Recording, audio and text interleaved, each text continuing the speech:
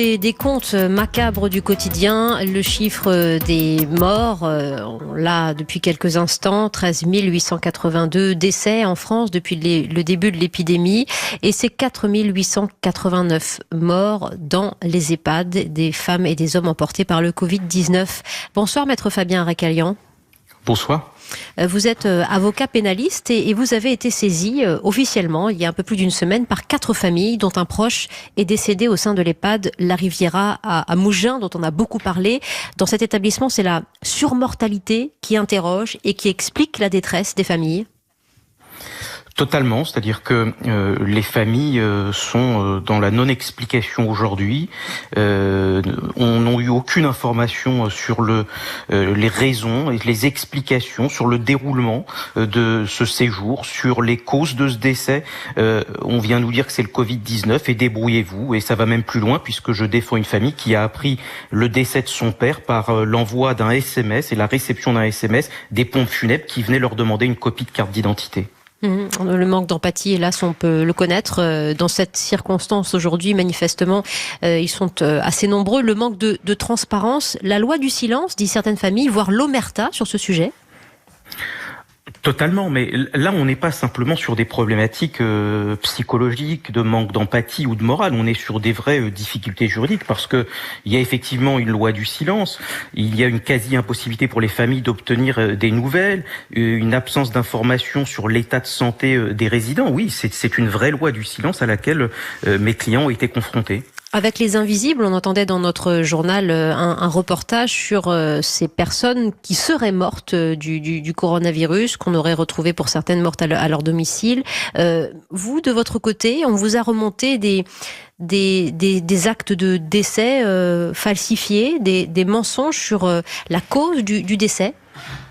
Écoutez, moi, rien n'est vérifié aujourd'hui, mais vous savez, je reçois depuis un certain nombre de jours là des appels téléphoniques et effectivement, on a évoqué auprès de mon cabinet l'existence vraisemblablement de faux qui auraient été commis sur des certificats de décès pour vous dire qu'il s'agirait de morts naturelles, alors qu'en réalité, il s'agit de décès qui ont un lien avec le Covid-19. Tout cela, bien évidemment, fera l'objet, je l'espère, d'investigations par la justice. Un des premiers à tirer ce signal d'alarme sur le sujet pour lequel vous avez été saisi, Maître Fabien Aracalian, c'est le maire de Mougins, justement, près de Cannes. Ce maire qui s'est constitué partie civile hier, dans l'enquête préliminaire ouverte par le parquet qui concerne l'EHPAD privé Corian. On le rappelle, 36 patients sont morts du coronavirus. Avec lui et avec ses familles, que réclamez-vous ? Alors moi, le maire fera ce qu'il voudra de son côté. Nous sommes de notre côté. Et ce que nous venons réclamer, on a déjà obtenu gain de cause, puisqu'il y a aujourd'hui l'ouverture d'une enquête préliminaire. Il va falloir ensuite, bien évidemment, l'ouverture d'une information judiciaire pour rétablir les responsabilités, parce que la crise sanitaire que nous déplorons tous, bien évidemment, elle n'exonère pas de la responsabilité pénale des différents intervenants. Il faut que vous sachiez qu'il y a de toute évidence des tests tardifs qui ont été effectués dans cette EHPAD. Ils ont été effectués lundi, le 6 avril.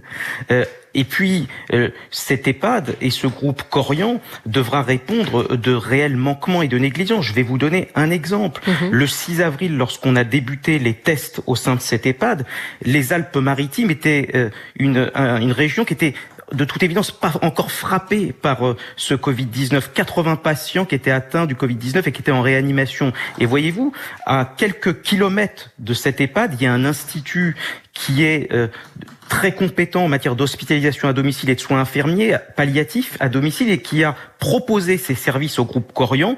Et la direction régionale du groupe Corian a répondu: circuler, il n'y a rien à voir, nous gérons. Voilà. Donc ça, ce sont des comportements qui vont recevoir, à mon sens, une qualification juridique. Oui, donc des responsabilités, une accumulation de manquements, une enquête du moins, parce que les familles que vous représentez ont besoin de comprendre comment leurs proches ont disparu, dans quelles circonstances, bien sûr. Mais pas seulement les familles, madame, tout le monde. C'est-à-dire toute la société doit se questionner sur le sort qui est réservé à nos anciens, qui sont notre mémoire dans cette crise sanitaire sans précédent. Encore une fois, la crise sanitaire, nous la déplorons tous, mais elle n'exonère pas de certains comportements. Voilà. Nous vous invitons ce soir parce que le sujet est grave et important. Et en même temps, on peut se demander, alors que des malades se battent en ce moment à l'hôpital, que des familles sont éplorées, est-ce qu'il est vraiment le temps de polémiquer, maître, d'attaquer? Alors madame, j'ai pas le sentiment de polémiquer lorsque je saisis la justice d'une plainte pénale qui est fondée juridiquement et factuellement. Je fais juste du droit, vous voyez. Sauf à ce qu'on vient de me dire que l'état de confinement n'est pas un état de droit, c'est-à-dire un état dans lequel on peut ester en justice, et dans ce cas-là, je m'incline. Mais je pense que vous pouvez pas avoir cette argumentation. Est-ce que on peut imaginer une action de groupe derrière vous, notamment, vous représentez quelques familles pour cet EHPAD à Mougins en particulier, mais vous voyez les demandes affluer depuis quelques jours? Je vous le confirme, c'est-à-dire que je reçois de plus en plus de mails, d'appels téléphoniques, de familles dont les proches sont décédés, dans des EHPAD souvent du même groupe, d'ailleurs de ce groupe Corian, et qui constatent les mêmes dysfonctionnements, les mêmes négligences, les mêmes fautes.